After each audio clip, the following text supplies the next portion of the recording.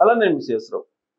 మరికొన్ని గంటల్లోనే బంగారం 1,50,000కి వెళ్తుందా, లేదంటే ఇప్పుడున్నటువంటి రేటు మీదే ఉంటుందా, లేదంటే ఎప్పుడు తగ్గే అవకాశం ఉంది అనే దాని మీద ఇప్పుడు అంతర్జాతీయంగా ఉండేటువంటి గోల్డ్ ఎక్స్పర్ట్స్ విశ్లేషణ చేయడానికి అంతర్జాతీయంగా ముందుకు వచ్చారు.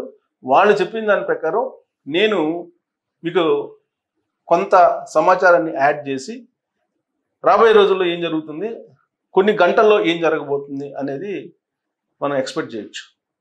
అమెరికా ఫెడ్ అదేంటంటే మనకు అన్ని దేశాలకు ఉన్నట్టు ఆర్బీఐలు, రిజర్వ్ బ్యాంకులు, అమెరికా ఫెడ్ అనేది ఒక బ్యాంక్, రిజర్వ్ బ్యాంక్ లాంటిది. అది 25 పాయింట్ల వడ్డీ రేట్లను తగ్గించబోతుంది. 25 పాయింట్లని వడ్డీ రేటు తగ్గించబోతుంది. 25 పాయింట్ల వడ్డీ రేటు తగ్గించడం అని అంటే ఫెడ్లో ఉండేటువంటి విదేశీ బాండ్స్ ఏదైతే ఉన్నాయో విదేశీ ఇన్వెస్టర్స్ చేసినటువంటి బాండ్స్ వాటిని వెనక్కి తీసుకునేటువంటి అవకాశం ఉంది. భారీగా వెనక్కి తీసుకుని కొన్ని $1 మిలియన్ వెనక్కి తీసుకునే అవకాశం ఉందని చెప్పి ఆర్థికవేత్తలు అంచనా వేస్తున్నారు. మరి వాటిని ఎక్కడ ఇన్వెస్ట్ చేస్తారు అంటే భద్రంగా ఉండేటువంటి ఇన్వెస్ట్మెంట్ ఏదైనా ఉంది ప్రపంచంలో అంటే బంగారంలో ఇన్వెస్ట్ చేసేటువంటి అవకాశం ఉంది.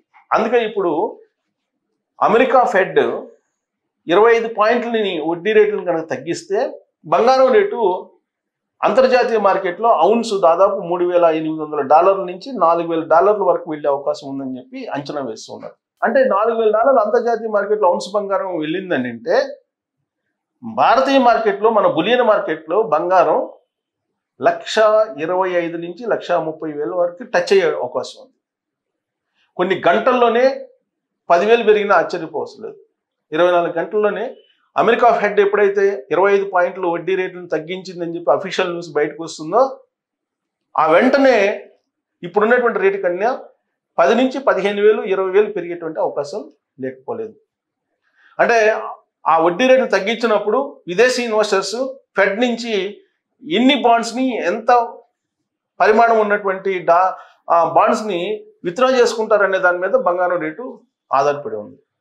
అక్కడ విత్డ్రా పెరిగితే బంగారం రేటు పెరుగుతుంది, విత్డ్రా తగ్గితే బంగారం రేటు తగ్గుతుంది. ఇది లాజిక్. ఇదే చెప్తున్నారు అంతర్జాతీయంగా ఉండేటువంటి గోల్డ్ మర్చెంట్స్. సో ఇప్పుడు రాబోయేటువంటి రోజుల్లో, అంటే రాబోయేటువంటి రోజులే కాదు, కొన్ని గంటల్లో ఏం జరుగుతుంది అనేది ఒక క్లారిటీ ఉంది.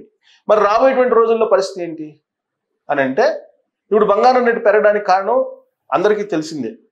పోటీపడి దేశాలు బంగారాన్ని కొంటున్నాయి. ఆయా దేశాలు రష్యా కొంటుంది, చైనా కొంటుంది, భారతదేశం కొంటుంది, ఫ్రాన్స్ కొంటుంది. ఇలా అన్ని దేశాలు ఆయా దేశాలకు సంబంధించిన ఆర్థిక పరిస్థితులకు అనుగుణంగా ఎంత డబ్బు ఉంటే అంత డబ్బు బంగారం మీద ఇన్వెస్ట్ చేస్తూ ఉన్నాయి. అంతకుముందు ఏం చేసేవి ఈ దేశాలు? అమెరికా డాలర్ని కొనుగోలు చేసేవి. అమెరికా డాలర్ అనేది అంతర్జాతీయ విపణిలో వాణిజ్యానికి ఉపయోగించేటువంటి కరెన్సీ.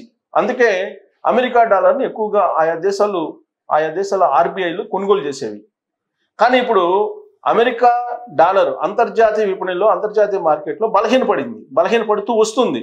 అది ఎక్కడ పడుతుంది కూడా అంచనా వేయలేకపోతున్నారు. ఇప్పుడు కారణం ఏంటంటే యూరోప్ దేశాలు ఇప్పుడు ఒకటిగా ఉన్నటువంటి పరిస్థితులు కనిపించట్లేదు. అలాగే అమెరికా అధ్యక్షుడు ట్రంప్ ఏమో చైనా మీద, భారతదేశం మీద, దక్షిణ కొరియా లాంటి దేశాల మీద ఆంక్షలు పెట్టేటువంటి విధంగా నడుస్తున్నారు. ఆయన కొన్ని ఆంక్షలు పెట్టారు. బ్రిక్స్కి సంబంధించి మీరు బ్రిక్స్లో ఉంటే మీ దేశాలకి మేము ట్యాక్స్లు వేస్తాం అంటున్నారు. సో దీంతో గతంలో మాదిరిగా అమెరికాకు భయపడేటువంటి పరిస్థితుల్లో ఏ దేశం లేదు ప్రపంచంలో. గతంలో అమెరికాను చూసి భయపడి కొంత వెనక తగ్గినటువంటి దేశాలు కూడా ఉన్నాయి. కానీ ఇప్పుడు అలా పరిస్థితి లేదు. ఎవరికోళ్ళే సార్వభౌమాధికారం కలిగి ఉండాలి అని చెప్పి భావిస్తున్నారు రాజకీయపరమైనటువంటి అంశాల దృష్ట్యా. ఒకవేళ అమెరికాకి తలొగ్గితే కనుక అధికారం కోల్పోవాల్సి వస్తుంది ఆయా దేశాల్లో ఉండేటువంటి ప్రభుత్వాలు.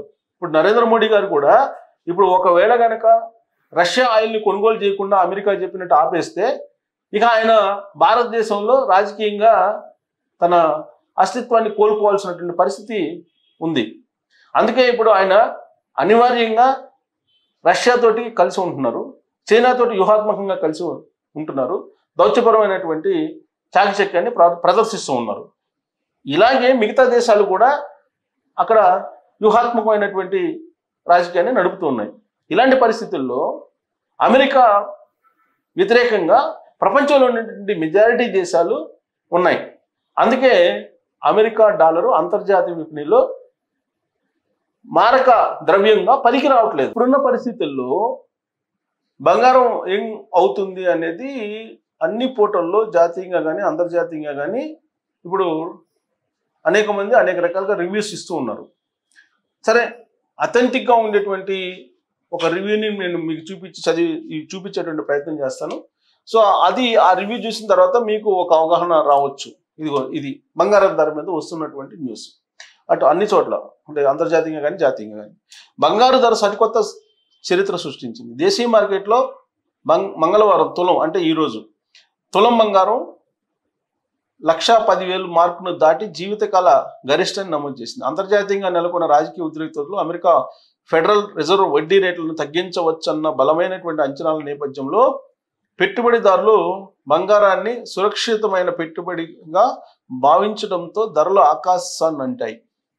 Indian bullion and jewellers association వెల్లడించిన గణాంకాల ప్రకారం మంగళవారం ఉదయం 10:17 నిమిషాలకు 24 క్యారెట్ల బంగారం గ్రాము ధర 10,951 రూపాయగా ఉంది. అంతకుముందు ట్రేడింగ్లో 10 గ్రాముల ధర ఏకంగా 1,10,650 రూపాయలకు చేరి ఆల్ టైమ్ రికార్డు సృష్టించింది. సోమవారం ముగింపు ధర 1,09,820తో పోలిస్తే ఇది గణనీయమైనటువంటి పెరుగుదల. అంతర్జాతీయంగా కూడా స్పాట్ గోల్డ్ ధర ఔన్స్కు $3,679 వద్ద ట్రేడ్ అవుతుందని వరల్డ్ గోల్డ్ కౌన్సిల్ తెలిపింది. సో ఇది వరల్డ్ గోల్డ్ కౌన్సిల్ అనేది ఎగ్జాక్ట్గా రిపోర్ట్ ఇస్తుంది.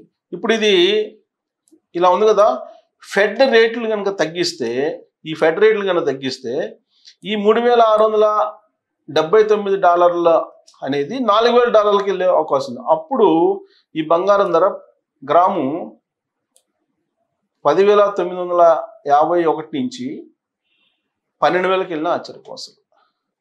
సో రేపు జరగనున్న అమెరికా ఫెడరల్ రిజర్వ్ సమావేశంలో వడ్డీ రేట్లను 25 బేసిక్ పాయింట్ల వరకు తగ్గించే అవకాశం 96.4% ఉందని మార్కెట్ వర్గాలు అంచనా వేస్తున్నాయి. అందుకే బంగారం రేటు పెరిగింది. సో దాదాపు 97% అంటే 197 మంది అమెరికా ఫెడ్ 25 పాయింట్లు బేసిక్ పాయింట్లు తగ్గించే అవకాశం ఉంది వడ్డీ రేట్లను అని చెప్పి అంచనా వేస్తున్నారు. అందుకే ఇవాళ బంగారం రేటు అనూహ్యంగా పెరిగింది. దీనికి తోడు డాలర్ బలహీనపడటం కూడా పసిడి పరుగుకు దోహదం చేస్తుందని నిపుణులు విశ్లేషిస్తున్నారు.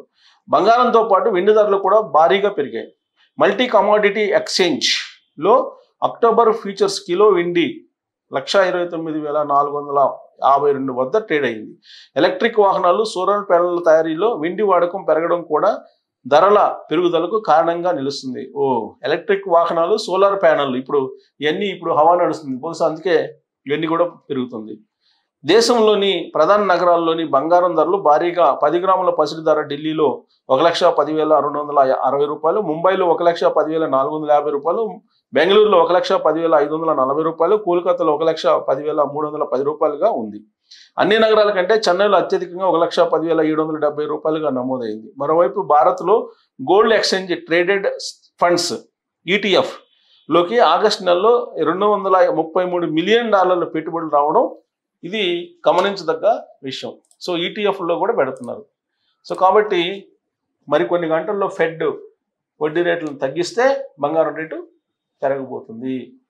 సో కాబట్టి ఖచ్చితంగా వడ్డీ రేటు తగ్గించే అవకాశం ఉంది. అమెరికా ఫెడ్ బంగారం రేటు రేపు పెరిగే అవకాశం ఉంది. ఇన్ కేస్ వడ్డీ రేట్లు కనుక పెంచకపోతే బంగారం తగ్గే ఛాన్సెస్ ఉంటాయి. సో దీని మీద మీరు రియాక్ట్ కావచ్చు. Thank you.